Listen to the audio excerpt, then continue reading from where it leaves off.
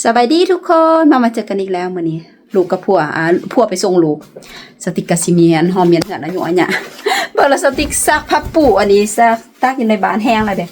หอมสบายตากอยู่เครื่องในบ้านก็คือมื้อนี้สติกมีแฮนขับรถทุกคนมีแฮนขับรถ2 ชั่วโมงอีหล่ะมื้อนี้เพราะว่ามื้อนี้เป็นมื้อที่2นี่ปกเบิ่ง10:50 2:00คือเก่ามื้อนี้สติกสิถามเบิ่งในครูว่าอยากได้แบบมื้อนึง3 ชั่วโมงสิได้บ่หั่นแหละสติกกะสิเมียนหอมไปเท่านึงแล้วก็สิล้างหน้าใส่เสื้อผ้าแล้วก็มีจักโมงแล้วนี่9 โมงยังมีเวลา1 ชั่วโมงสิ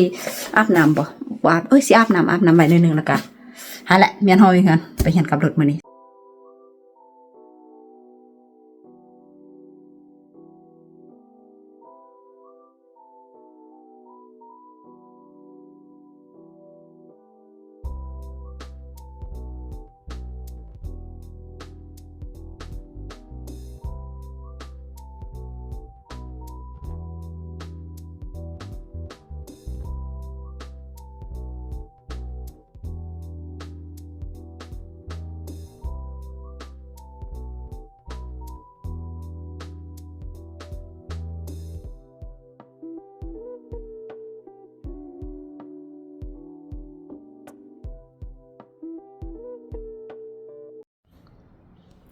อากาศดีทุกคนมื้อนี้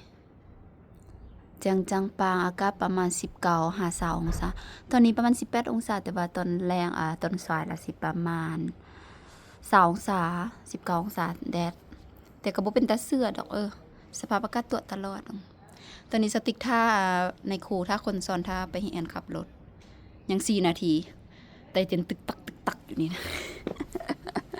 ชื่อเต้นตึกตัก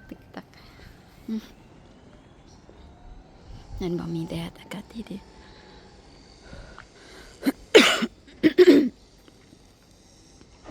ท้องฟ้าก็เป็นสีฟ้างาม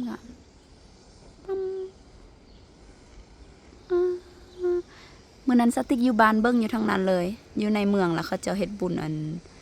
ยนต์ล่ะลินไฟเห็นอยู่ปองเยี่ยมมันเบิ่งลืมปิดบ่เป็นหยังดอกคือเก่าทุกคน7 8 ปีก็สติกำลังเบื่อบ่อนนี้เด้อกำลังเบื่อเมืองนี้อยากย้ายบ้านแต่ก็บ่แม่นง่ายๆสิย้ายบ้านทุกคนนะยุ่งยากเพราะกำลังเบื่อล่ะ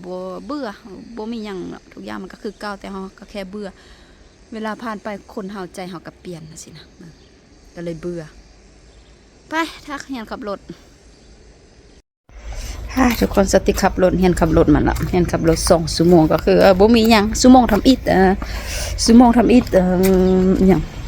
เควินฮอดบาทรถจอดหั่นชั่วโมงทำอิฐสติขับดีที่สุดบ่มีหยังติ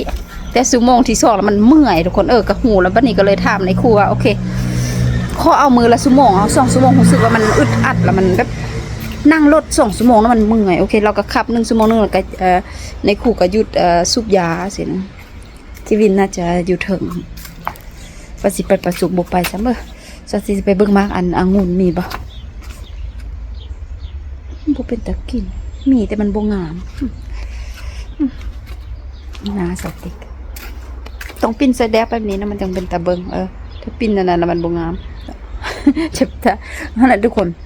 เมื่อยซอกบนนั่งก่อนนะหนาวนิดนึงเดี๋ยวนี้เมื่อยแต่ว่าทุกคนขี่รถเราเบิดเวลากลับบ้าน ประมาณชั่วโมงที่2ล่ะ30 นาทีก่อนสิกลับบ้านก่อนสิกลับมา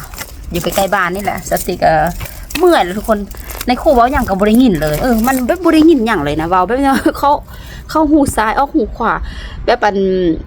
มื้อนี้บ่ได้มีอันหยังอันตรายดอกมื้อนี้บ่ได้ล่วงไผแต่ว่าอันบ่อนนึงล่ะบ่อนสิเลี้ยวซ้ายล่ะทุกคน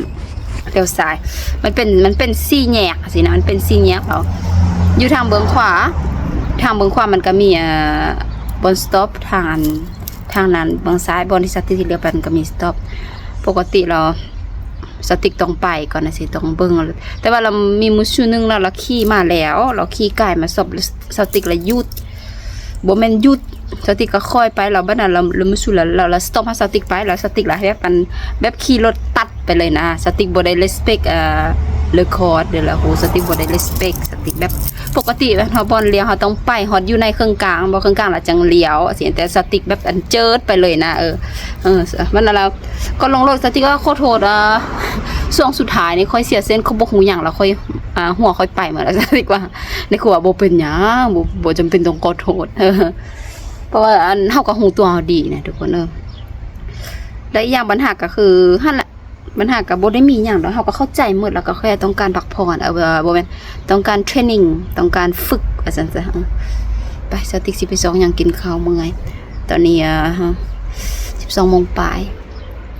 12:08 นเพราะว่าสติ๊กก็ล่มสติ๊กก็บอกเราเอามือละอันนั้นสติ๊กได้มื้ออื่นขับอีก1ชั่วโมงดีแหละต้องแบบอยู่เรียนติดกันสิจังง่ายเพราะว่าถ้าว่าขับมื้อนี้สิขับมื้อนี้แล้วถ้าอีก6มื้ออีกสิล่ะมันแบบรู้สึกว่ามันรู้สึกว่ามันลืมสินะเรียนไปแล้วก็ลืมไปสุดย้อนเรียนไปแล้วก็ลืมไป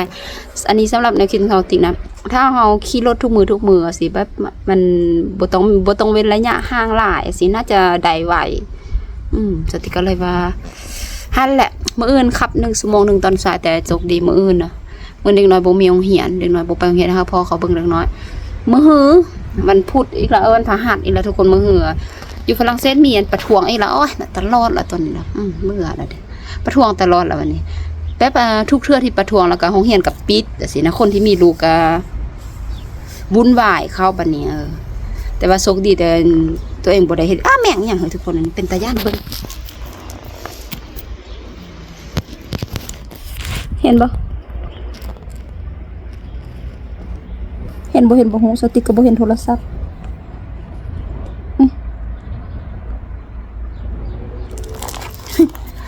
มันหูเสือมันย่างมาหาสติ๊กก็อยากเป็นตาย้านปกติแม่งแบบนี้ก็ต้องมันยามแดดแต่นี่บ่แม่นไปซอกหยังกินข้าวค่ะเควินบ่เฮ็ดเวียกงานอดิเรกเล่นเกมÇa va?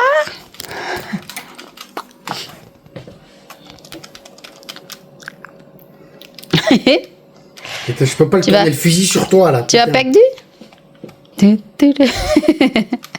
Fais beau.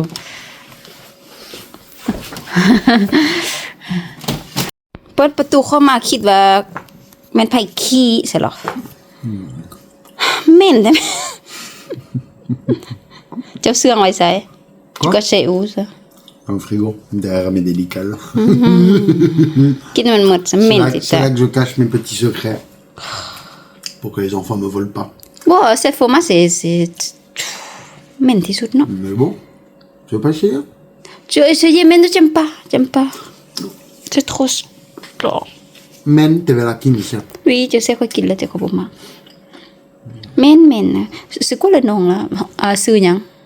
Ça, c'est le chaussé au moine. Ah bon? Ça, c'est pas le plus son comme ça, non? Il y a plus... Il est pas mal celui-là quand même. Il y a un autre? Camembert, il est pas mal aussi. Mais moins fort. Ça, c'est plus fort, ça. Le Monster, ça par contre... Ça, c'est pas plus fort, ça? Il y a encore? Je sais pas. Faut regarder sur Google, c'est quoi le plus fort. Mais...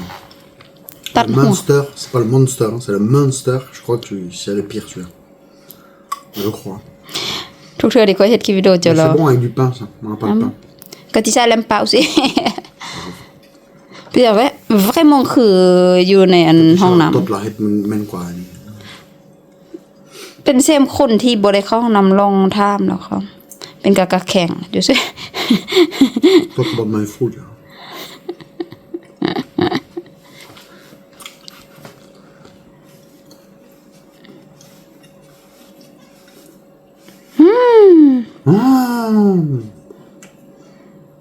Comment c'est pas?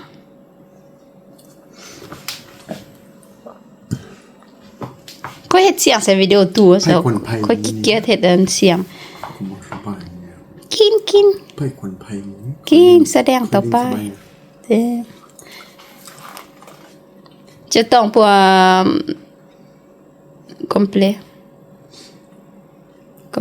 complément vidéo. C'est dommage qu'il ne fait pas les odeurs ton film. C'est quoi? C'est dommage qu'il fasse pas les odeurs ton film. Ah, c'est vachement bien. Non, ouais, moi ça va. C'est le seul truc qui nous manque. Non, partager les odeurs. ตอนได้เปิดประตูหมอ moi ça le moi que กะปิ กะปิที่ค่อยกินแล้วจะเสร็จแล้ว petit truc